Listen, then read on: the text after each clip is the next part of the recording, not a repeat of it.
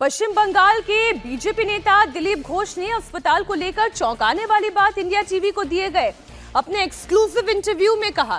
दिलीप घोष ने दावा किया है कि आरजीकर मेडिकल कॉलेज में गलत काम का रैकेट चलता है। हॉस्टल में लड़कियों के वीडियो शूट किए गए हैं।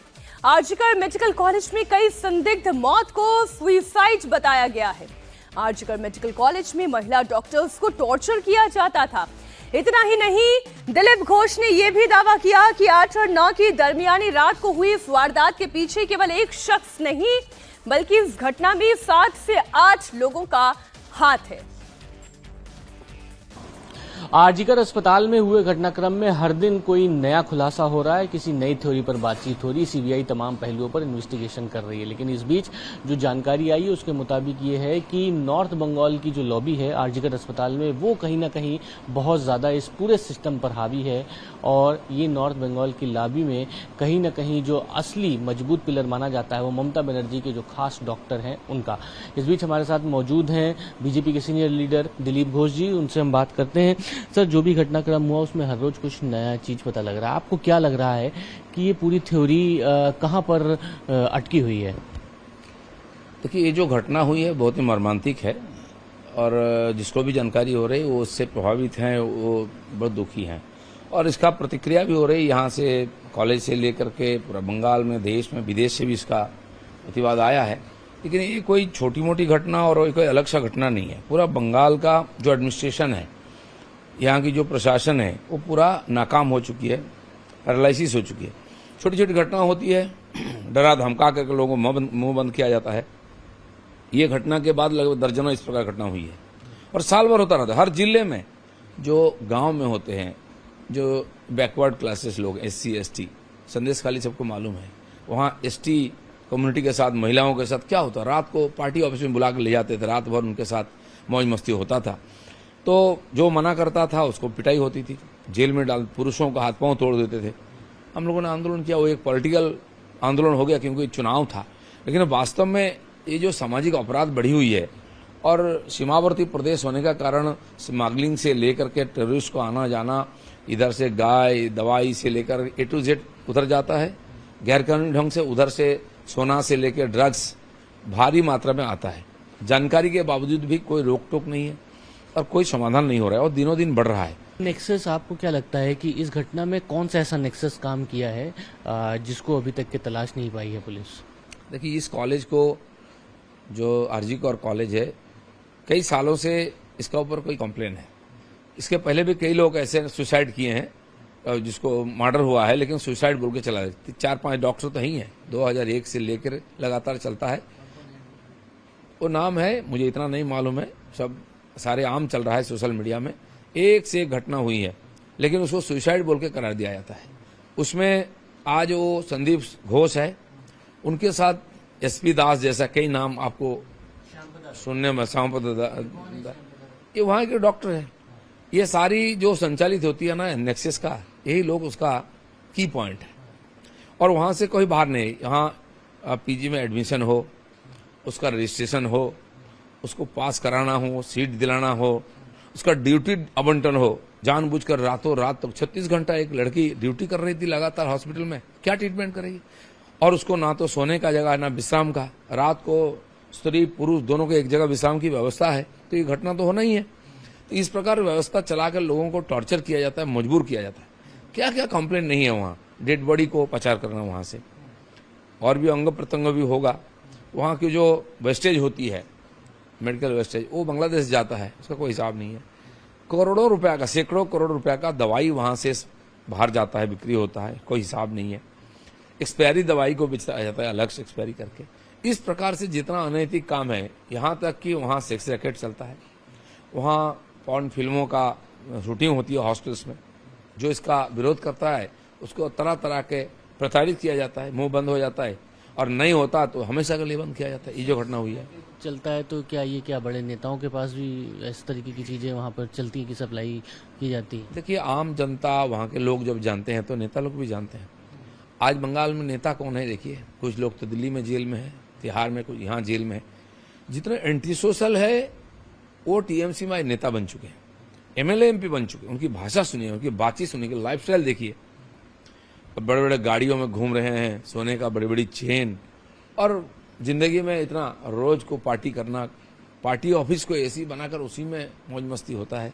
ये लगातार हो रहा है और ममता बनर्जी मजबूर है, इसको रोकने की हिम्मत उनके पास नहीं है, इसको बंद नहीं कर सकती वो, क्योंकि तो पार्टी नहीं चलेगी। और उनके जो नेता वो आज एंटी सोशल हो गए हैं, उनके जितने एंटी सोशल वो उनके पार्टी के नेता बन गए हैं। तो इसीलिए यहाँ को न्याय पाना, ये चुनाव जो होता है, कोई भी चुनाव हो, पार्लियामेंट हो और पंचायत चुनाव हो, धांधली होती है, जबरदस्ती लोगों को रोका जाता है, मारपीट किया जाता है, डराया जाता है पहले से, और वोट किया जाता है, सबको सब जीता जाता है। या तो नॉमिनेशन रोका जाएगा, या तो पोलिंग में रोका जाएगा, या तो जो काउंटिंग हो वहां जाके जबरदस्ती को जिताया जाएगा, कोई सुनने वाला नहीं है। ये आपका कहने का मतलब है कि आरजीकर में ये सब चीजें हो रही, उसका पैसा क्या टीएमसी के पार्टी फंड में जाता है? पूरा पूरा, अरे छोटा मोटा रकम नहीं है, ऐसे कई नक्शे से कई जगह से बड़ी बड़ी रकम आती है। यहाँ जितना केंद्र सरकार के संस्थाएं हैं, चाहे पोर्ट हो, रेल हो, जहां भी जहां कॉन्ट्रैक्ट हो, ये हो, उन्हीं के लोग लेते हैं, जबरदस्ती रहते हैं। इतना टोल टैक्स देखिए, सब उन्हीं के लोग चलाते हैं, हिम्मत नहीं किसी को मना करे, और वहां से करोड़ों रुपया कमा करके पार्टी फंड ऊपर तक जाता है, नेता सब खाते हैं। आज हजारों लोग जो नेता का तकमा लेके घूम रहे हैं, टीएमसी का झंडा, पार्टी में टीएमसी का स्टिकर एक ही है, वो लाइसेंस है लूटपाट करने का। और ऐसे हजारों लाखों लोग हैं कि जो यहाँ से कमाए और खा रहे हैं, वही लोग पार्टी चला रहे हैं, वही लोग पार्टी को जिता रहे हैं। अस्पताल में बताते हैं कि जिस डॉक्टर का नाम आपने लिया, श्यामप्रदा दास, ये ममता बनर्जी के बहुत खास बताए जाते हैं। उनके जब पैर का टूटा था एंकल, तब भी उन्होंने, इतना दूर तक है, उनकी बेटी डॉक्टर नहीं है, ना कोई इस प्रकार डिग्री है, उसको वहाँ मेडिकल कॉलेज में सर्विस देना है, इसीलिए रूल को अमेंडमेंट किया गया है। कैबिनेट मीटिंग में स्पेशल पोस्ट क्रिएट किया गया और उसकी बेटी को वहाँ नौकरी दिया गया है। आज नीलाबत्ती गाड़ी लेके उसकी बेटी घूमती है। तो ऐसे लोग हैं जो बेनिफिशियरी है और पार्टी को बेनिफिट देते हैं, उनको संरक्षण दे करके वहाँ रखा गया है। ऐसे और बड़ा रैकेट है, मुझे लगता है कि अब सीबीआई लगा है, धीरे धीरे उजागर होगा। लेकिन आप समझ सकते हैं, एक लड़की का सामूहिक बलात्कार होता है, निशंक से हत्या होती है। पुलिस तो मान ही नहीं रही कि सामूहिक बलात्कार। अब पुलिस का जो सीपी है, कलकत्ता पुलिस का चीफ है, वो कैसे बिना पोस्टमार्टम के, बिना देखे ऐसे स्टेटमेंट देते? सुसाइड केस है, कोई एक्सटर्नल इंजरी नहीं है, बल्कि 15 चोटें हैं उसका शरीर पर, कहां कहां चोट नहीं है, आज मेडिकल रिपोर्ट में आ रही है।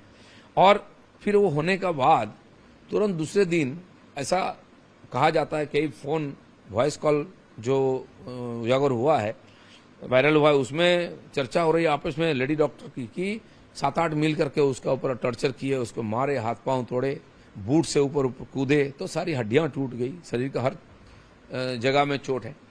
और मारने के बाद खूना खून हुए। फिर उन लोगों ने जिस बाथरूम में जाके साफ सफाई किया, जो खून की, उस बाथरूम को तोड़ दिया गया, उस घर का दीवार तोड़ दिया गया जहां तक। दूसरे दिन जब पुलिस वहां गई, कुत्ता को लेके गया, खोजी कुत्ता, वो जिधर जा रहा था उस रूम की तरफ, वहां जाने नहीं दिए, वहां कोई इंक्वायरी होने नहीं दिए। आज सीबीआई जा रही है, तब तक बहुत सारा वहां की जो एविडेंस है उसको खत्म किया गया है, फिर भी मिलता है, सब छुप जाता है, ऐसा नहीं है।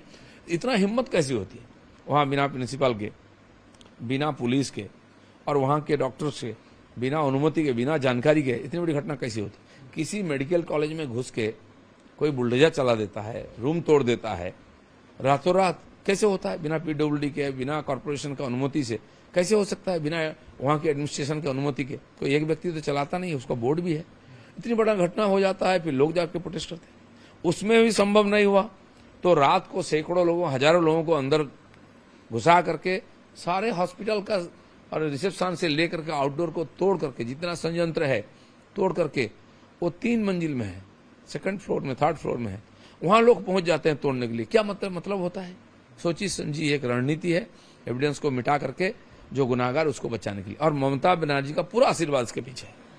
असली गुनाहगार आप किसको मानते हैं? कौन है असली गुनाहगार? कौन कौन बड़े लोग हैं? और ये नॉर्थ बंगाल डॉक्टर का जो ग्रुप है वो क्या है? डॉक्टर कह रहे हैं कि एक नॉर्थ बंगाल ग्रुप की लॉबी है जिसमें अविक डे हो, सुशांत राय हैं, ये श्यामप्रदा दास जिनका आप नाम ले रहे हैं, वो इस तरीके का संरक्षण है। ये क्या मैटर है? मुझे नहीं मालूम नॉर्थ बंगाल साउथ बंगाल है कि नहीं, लेकिन ये सारे सरकार की और मुख्यमंत्री के ओबीडियंट लोग हैं। इनको वहां रखा गया है सालों साल। ये जो प्रिंसिपल है, कहीं ट्रांसफर हो जाता दूसरा मेडिकल कॉलेज में तो 24 घंटा में वो अपना यहाँ नियुक्ति करा लेते हैं। मैक्सिमम 28 दिन के लिए वो बाहर गए थे, कई साल से वहाँ वो हैं और उसको एक जखेरा बनाकर रखे हैं, अड्डा बनाकर रखे हैं। अभी भी देखिए उन्होंने खुद रिजाइन दिया, सरकार क्यों नहीं उसको सस्पेंड किया, क्यों नहीं ट्रांसफर किया? और रिजाइन घोषणा करने के बाद उसको दूसरे कॉलेज में फिर मिल गया चांस। आज फिर मजबूरी में आंदोलन के प्रेशर में दूसरे को वहां प्रिंसिपल बनाया गया, उनको वहां से हटाया गया, लेकिन कोई दूसरा पोस्ट ओएसडी बना के दे दिया गया। क्या मजबूरी है? क्यों ऐसा होता है? और इतनी सारी अनियमितताएं। आज सीबीआई आई है तो उनको बुलाया है, लेकिन ये सारे लोग जो उसमें जो श्यामाप्रसाद दास का नाम आ रहा है, ये जो विनीत गोयल पुलिस कमिश्नर है, उनको क्यों नहीं बुलाया जा रहा है? किसके निर्देश से उन्होंने जाके वहां घोषणा की कि सुसाइड केस है? बिना पोस्टमार्टम रिपोर्ट देखे वो कैसे बोल देते हैं कि कुछ नहीं हुआ है, कोई एविडेंस नहीं है, कोई चोट नहीं है? तो इनको क्यों नहीं बुलाया जाए सीबीआई में?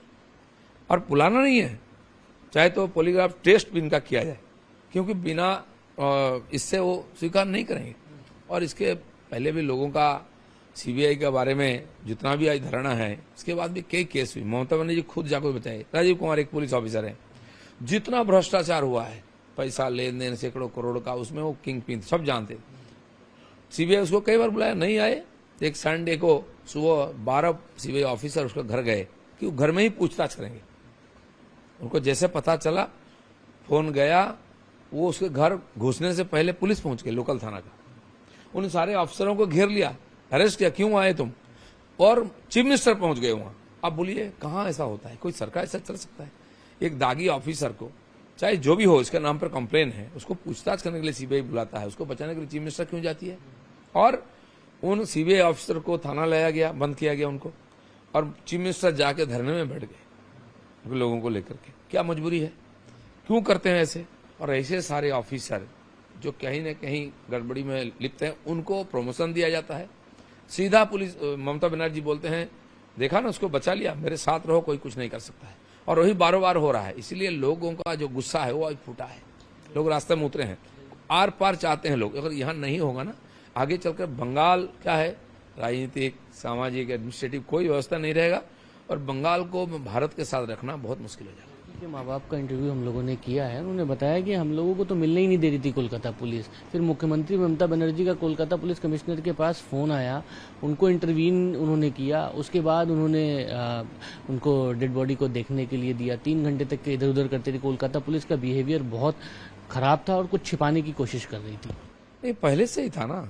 अब उनको तो दिन को दोपहर के बाद उनको खबर मिला, उन्होंने गए, देखने तो नहीं है माँ बाप को, और उनके सामने बुरी तरह से घसीट कर डेड बॉडी के ले जाया गया। एक लड़की है, डॉक्टर है, और इस सरकार की सेंसिटिविटी सामान्य, तो मुख्यमंत्री एक महिला है, वो पुलिस मंत्री भी है, होम मिनिस्टर यहाँ के हैं, वो हेल्थ मिनिस्टर भी है, ये सारी डिपार्टमेंट उनके हाथ में है। जिम्मेदारी के साथ कम से कम उसको बोलते तुम सस्पेंड करो। पुलिस को शोकज करते थे, क्यों ऐसा स्टेटमेंट क्यों दिया?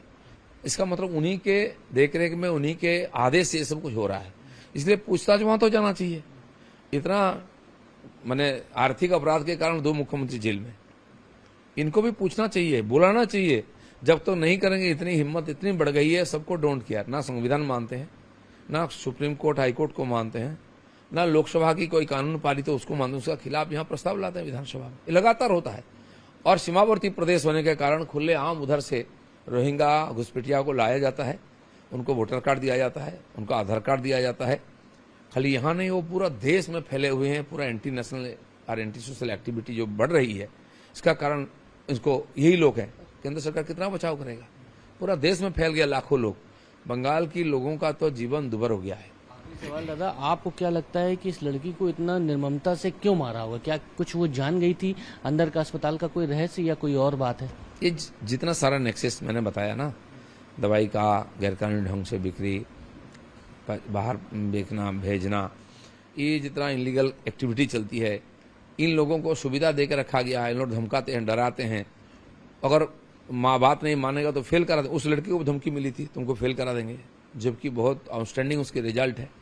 वहाँ एक और लड़की है जो हमारे टीएमसी के बड़े नेता, x MP spokesman doctor Shantanu Sen की बेटी है, उनके साथ भी यही हुई थी। डराया गया था, मुंह बंद करने के लिए मजबूर हुआ। हो सकता है नेता का बेटी है, बच गई। वो स्वीकार किया है कि इसका भी ऐसा होता है, वहाँ बहुत बड़ा रैकेट है, तो उनको तुरंत हटा दिएगा पोस्ट से। इतने बड़े नेता है पार्टी का, सुखेंद्र शेखर राय सिटिंग एमपी राज्यसभा के हैं, बहुत पुराने नेता है, स्पोक्समैन है।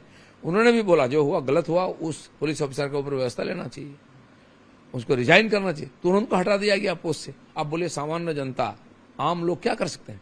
इसलिए पूरी जनता आज रास्ता में है, जस्टिस चाह रहे हैं, और जस्टिस तब होगी जब ममता बनर्जी पोस्ट से हटेगी।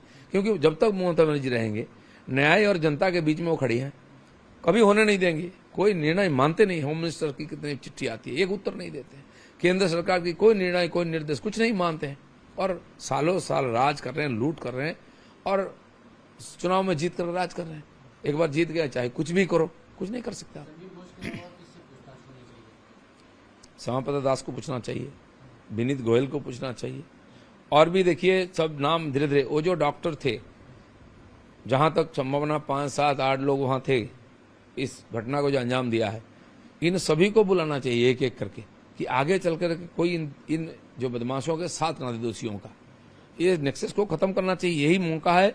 नहीं तो फिर ये जो हमारे जितनी मेडिकल कॉलेज है, यहाँ इंजीनियरिंग कॉलेज है, यूनिवर्सिटी है, अभी भी देश में अव्वल है, लेकिन ऐसे कुछ लोगों के चलते, कुछ नेताओं के और बुरी नजर के चलते इसका बदनाम हो रहा है, लोग सेवा से वंचित हो रहे हैं। इसलिए किसी भी प्रकार से, किसी भी कीमत से इसका निर्णय इस बार होना चाहिए, इसका समाधान होना चाहिए।